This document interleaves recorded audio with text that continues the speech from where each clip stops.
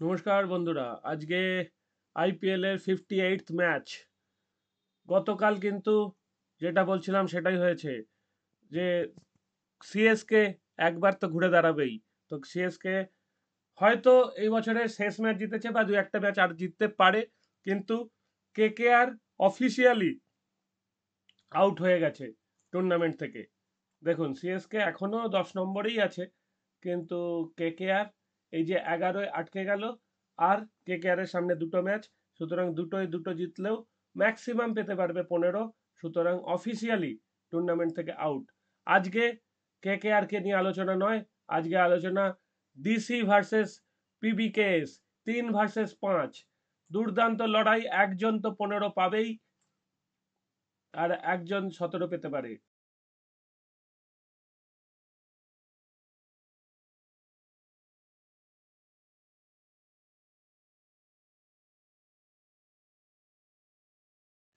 অনিশ্চিত হয়ে দাঁড়ায়, কারণ যদি পিবিকেএস আজকে জেতে তাহলে 15 থেকে 17, এবং 17 মানে এই মুহূর্তে তারা টপ পেচে যাবে, যদিও একটা ম্যাচ বেশি খেলবে, কিন্তু কনফার্ম।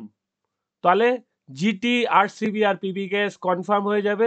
তখন মুম্বাই আর একটা ম্যাচ জিতলেই হয়ে যাবে 16, যেটা কিনা ডিসি আর কখনোই পৌঁছতে পারবে না। কারণ না, ডিসি অবশ্য পৌঁছতে পারবে পরে যদি দুটো ম্যাচ জেতে। ঠিক আছে, যদি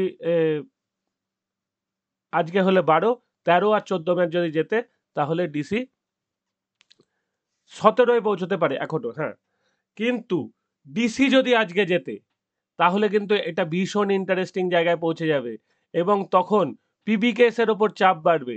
পিবিকেএস এর ওপর চাপ এই কারণেই বাড়বে যে পিবিকেএস একটা পয়েন্ট যে সেই কলকাতার সঙ্গে বৃষ্টির দিনে খুইয়েছে, সেইটা তখন খুব ক্রুশিয়াল হয়ে দাঁড়াবে। কারণ পিবিকেএস তখন ম্যাক্সিমাম আর দুটো পয়েন্ট, দুটো ম্যাচ পাবে, দুটো ম্যাচে জিততে হবে। তো সেইটা আজকের যে ক্রুশিয়াল ম্যাচ, সেটাই দেখার। আজকে ভীষণ ক্রুশিয়াল বলতে পারেন দুটো টিমের জন্য, ভীষণ ভীষণ। এবং খেলাটা হবে ধর্মশালায়। ধর্মশালায় অবশ্যই পাঞ্জাবের পক্ষে একটু বেশি সুযোগ।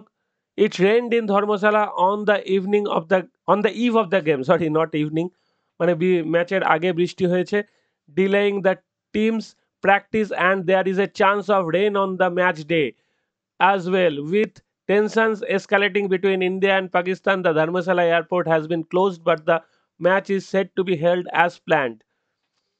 ধর্মশালা খুব বর্ডারের কাছে, জানেন নিশ্চয়ই। পাকিস্তানের সঙ্গে যে অশান্তিটা সৃষ্টি হয়েছে, সেই অশান্তিটা থেকে বেশি দূর নয়, কিন্তু এয়ারপোর্টটা তো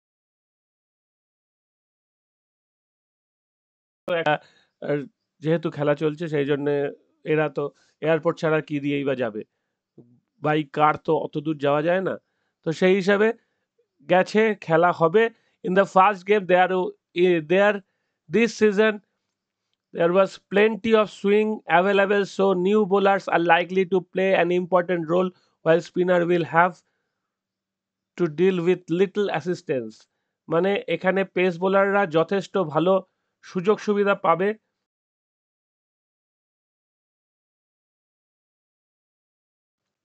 আশার আলো কম। তো আমরা যেটা দেখে নেব, যে এখনো পর্যন্ত ধর্মশালায় যে একমাত্র গেম হয়েছে সেটা কেমন ঘটেছে। ওই একটা গেম থেকেই আমাদের যা আলোচনা করার, বিচার বিশ্লেষণ করার করতে হবে, কারণ আমাদের হাতে আর হ্যান্ডস অন ডেটা তেমন কিছু নেই এই মুহূর্তে, কারণ এখনো পর্যন্ত মাত্র একটা গেম হয়েছে।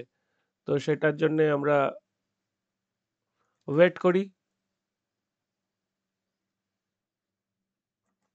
এই যে পিবিকেএস ভার্সেস এলএসজি 4 মে হয়েছিল। পিবিকেএস 236 করেছিল, এলএসজি খানিক দূর পর্যন্ত গিয়েছিল, কিন্তু 37 রানে হেরে গেছে। সুতরাং যদি আমরা স্কোর কার্ডটা একটু চোখ বুলিয়ে দেখি, দেখুন স্কোর কার্ডটা দেখুন।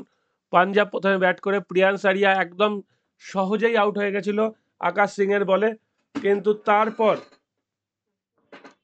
জস ইংলিশ দারুণ খেলেছিল, শ্রেয়াস আইয়ার দুর্দান্ত ছন্দে আছেন, কিন্তু একটা বাজে আউট হয়ে গিয়েছিলেন।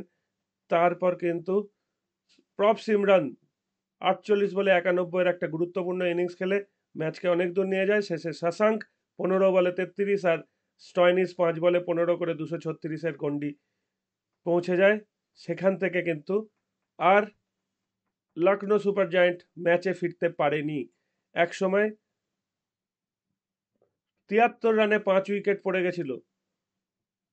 73 রানে 5 উইকেট পড়ে যাওয়ার পর বরঞ্চ কিছুটা কামব্যাক করার চেষ্টা করেছিল, কিন্তু শেষ কিছু ঘটেনি, লাভের লাভ ঘটেনি। আয়ুষ বাদনী একটা দুর্দান্ত ইনিংস খেলেছিল সেই ম্যাচে। তো সেগুলো সবই অতীত। এখন এখন আজকের ম্যাচ নিয়ে যেটা আলোচনার সেটা হচ্ছে পাঞ্জাব যদি প্রথমে ব্যাট করে আসে, সাধারণত যে টসে জিতবে সেই প্রথমে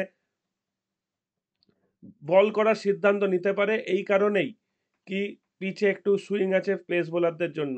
এবং দিল্লির পেস অ্যাটাক আমরা জানি, এই যে এই লোকটার জন্য দিল্লির পেস অ্যাটাক যথেষ্ট শক্তিশালী।